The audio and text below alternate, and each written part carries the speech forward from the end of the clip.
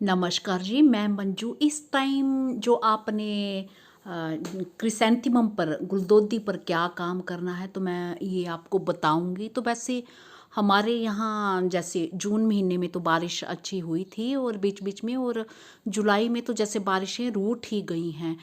तो अगर जैसे अच्छी बरसातें हो रही हों तो आपने, अगर आप चाहते हैं कि नवंबर से आपके गार्डन में फूल आना शुरू हो जाएं, और दिसंबर में तो इनकी गुलदोदी की भरमार आई हुई होती है, पूरा जो गार्डन गुलदोदी से भरा हुआ होता है, क्रिसैंथेमम से भरा हुआ होता है।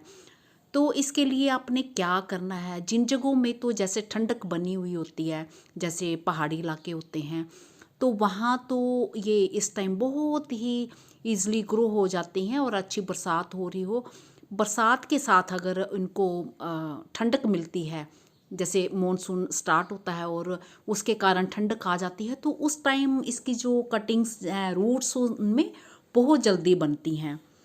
तो मेरे कई पुराने वीडियो देख सकते हैं, तो हफ्ते के अंदर ही रूट्स आना स्टार्ट हो जाती हैं। हमारे जैसे बहुत गर्मी होती है, मैं इंडिया के सेंटर में रहती हूँ, और हमारे यहाँ वैसे भी झांसी में जो बारिशें हो ही नहीं रही हैं, बस नाम मात्र की बूंदाबांदी जैसी हो रही है, वो होने ना होने के एक बराबर ही है वो, तो ना होने के बराबर ही है। तो वो बिल्कुल भी मज़ेदार नहीं है कटिंग्स लगाने के लिए। तो फिर भी आप कुछ तरीक़ों से ऐसे कटिंग्स लगाएं तो आपके बहुत अच्छे से तरीके से चल सकती हैं। और जिन मेरे बहन भाइयों के मेरे जैसे ही मौसम है, यहाँ गर्मी हो रही है बहुत ज़्यादा, तो कटिंग्स तो लगाएं ही आप, जितनी भी चलेंगी ठीक है। अगर नहीं चलती है तो जो पुराने पौधे हैं, तो पुराने पौधों से आपने क्या करना है, जब सितंबर अक्टूबर आने लगता है तो उस टाइम जो है जड़ों में से न्यू न्यू ग्रोथ, खूब सारे गमले भरने लगते हैं। हल्की ठंडक के कारण गमले जो है हरे भरे होने लगते हैं, खूब सारे पौधे होने लगते हैं। तो रूट डिवीज़न से छोटे छोटे वो पौध बना के, तो आपको जो जड़ें हैं बनी बनाई मिलेंगी। तो उस टाइम आप लगाते हो, ट्रांसप्लांट करते हो, जैसे भी मौसम हो, तो बहुत ही ईजिली आपके ट्रांसप्लांट हो जाते हैं और पौधे जो हमारे चलने लगते हैं। तो बस बाकी के काम तो जैसे चलने लगें, तो जैसे अभी लगाएं, कैसे भी लगाएं, तो पिंचिंग करते जाएं, फिर खाद वगैरह बीच में देते जाएं, यही सब आपने करना है।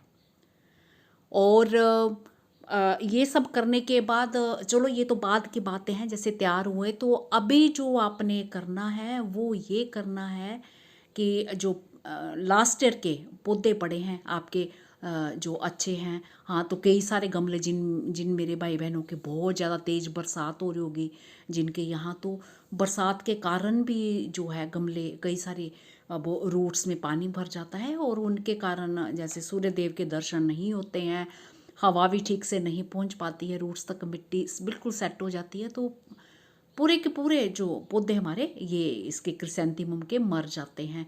तो वो सब ये चीज़ करनी है कि पानी खड़ा हो रहा, मेरे भी एक दो गमलों में ऐसा हुआ कि उनके जो ड्रेनेज होल थे वो बंद हो चुके थे, और जून महीने की बात कर रही हूँ मैं, अभी तो बारिश ही नहीं हो रही है। तो वो 2-3 दिन पानी बिल्कुल भरा रहा, मैं सोचती रही कि मैं पिन वगैरह ढूंढ के वो करूँगी, इसको सही करूँगी, पर वो इस चक्कर में जब मैंने किया भी हरे भरे थे, और फिर थोड़े टाइम के बाद वो पूरे के पूरे ख़राब हो गए।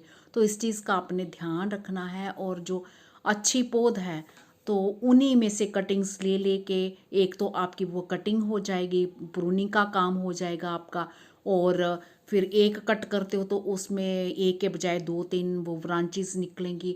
और साथ के साथ फिर कुछ भी बारिशें वगैरह तेज़ नहीं हो रही हैं तो लिक्विड फर्टिलाइज़र भी देते रहें, ताकि अच्छी ग्रोथ होती रहे।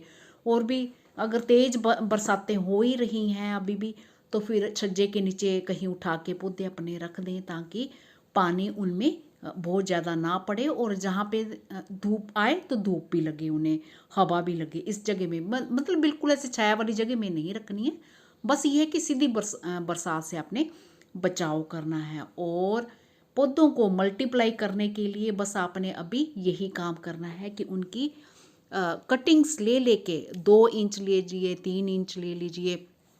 ज़रूरी नहीं कि अभी अगर तैयार नहीं होती है तो जब सितंबर अक्टूबर का टाइम बताया है मैंने, दिसंबर जनवरी तक आप इसकी कटिंग्स लगा सकते हैं। ठंड में बहुत अच्छे से चलती है। भले ही अगर जनवरी लास्ट में अगर आप लगाते हैं कटिंग तो चल पड़ेगी, तो अगले साल आपका पौधा आपको तैयार मिलेगा ये, तो उस साल फूल ना दे। हाँ, अभी जो आप थोड़ा बाद में कटिंग्स तैयार करते हैं जैसे सितंबर में, तो फूल उनके फिर थोड़े बाद में आते हैं। तो चलिए अब लगाने से पहले कुछ मेरे फूल देखिए, फिर ये काम चलिए हम कटिंग्स लगाने से पहले ये एक नज़र जो मेरे गार्डन में ये वाटर लिली बहुत ही अच्छे से खिल रहे हैं। तो ये देखिए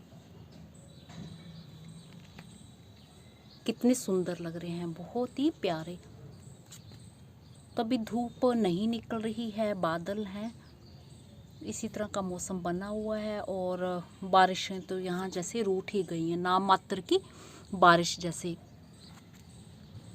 छींटा, हल्के हल्के छींटे वगैरह, इस तरह की बारिश। तो ये कितने खूबसूरत लग रहे हैं। ये एक ज़ोरा भी मेरे गार्डन में जो खूब खिल रहा है। तो चलिए अभी मुद्दे पे आते हैं और कटिंग्स ग्रो करते हैं। तो मैंने एक ये अपने गार्डन में खाली 4 इंची पॉट ले लिया, इसमें कुछ भी नहीं था। तो मिट्टी के जैसे ये इकट्ठी हो जाती है, तो इसको थोड़ा भुरभुरी जैसे ऐसे कर लो। अगर आप खाली करके दोबारा भरना चाहती हैं तो भर सकते हैं। तो मुझे लग रहा कि शायद मैंने गर्मियों में ये खाली करके भर रखा होगा, इसलिए कोई इसमें पौधा नहीं मुझे दिख रहा है, जहाँ उसकी सूखी हुई जड़ भी नहीं दिख रही है। तो इस तरह से ये भुरभुरी कर लेनी है। और उसके बाद आपने क्या करना है, मिट्टी को अच्छे से गिल्ला कर लो, ऐसे पूरा गिल्ला कर लो। और मिट्टी जो गार्डन की जो अच्छी मिट्टी, भुरभुरी जैसी मिट्टी होनी चाहिए, बस ढेले वाली मिट्टी को नहीं लेना है। तो कटिंग्स जब भी लगाओ तो खूब सारी लगाओ, क्योंकि इस टाइम जो अगर गर्मी हो रही होगी आपके, तो इस तरह की, तो फिर कुछ कटिंग्स चलती हैं, कुछ नहीं भी चलती हैं। तो इस तरह की ये कटिंग्स लेके, तो ये 4 इंची पोट में मैं ये इतनी 5 लगा दे रही हूँ। तो हो सकता कि सारी चल जाएं, हो सकता ना चलें। तो यहाँ से मैंने काफ़ी सारे पत्ते निकाल लिए और ऊपर के रखे हैं। तो थोड़े कम पत्ते, जितनी छोटी कटिंग होगी तो छोटी कटिंग्स के चलने के चांसेस ज़्यादा होते हैं। तो बस इस तरह से इसको ऐसे दबा देना है, ऐसे करके, और ये कर देना है ऐसे करके। तो ये मैं सारी लगा दूँगी इस तरह से। और ट्रांसप्लांट करनी होगी तो बाद में ट्रांसप्लांट भी कर सकते हैं, अगर अच्छी बरसात हो रही हो जिन जगहों में, और बरसात के कारण थोड़ी ठंडक बनी हो, तो वहाँ पे तो ये कटिंग्स जो है हफ्ते के अंदर चलना शुरू हो जाती हैं, रूट्स बनना इनमें स्टार्ट हो जाती हैं। तो बस अभी इसको थोड़ी छाया वाली जगह में रखना है। तो इसको ऐसी जगह में रखना कि जहाँ पे सीधा सूरज की धूप ना पड़े। तो हमें चाहिए कि ये कटिंग्स जो हमारे ज़्यादा से ज़्यादा टाइम हरी भरी बनी रहें, तभी इनमें रूट्स आना फिर स्टार्ट होती हैं। तो बस यही जानकारी थी। और इसमें छोटा सा पोट है, अगर चलने देना चाहते तो एक कटिंग चलने दे सकते हैं, या 2 भी लगा सकते हैं। और उसके बाद जब चलनी शुरू हो जाएंगी तो फिर आप भरी बरसात में इन्हें ट्रांसप्लांट करें। तो बड़े पोट में लगाना चाहते हैं तो खूब सारी लगा सकते हैं।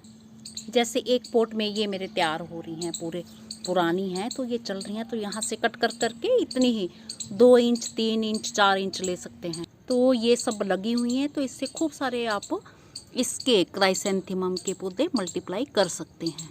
इसी के साथ नमस्ते जी, शुक्रिया।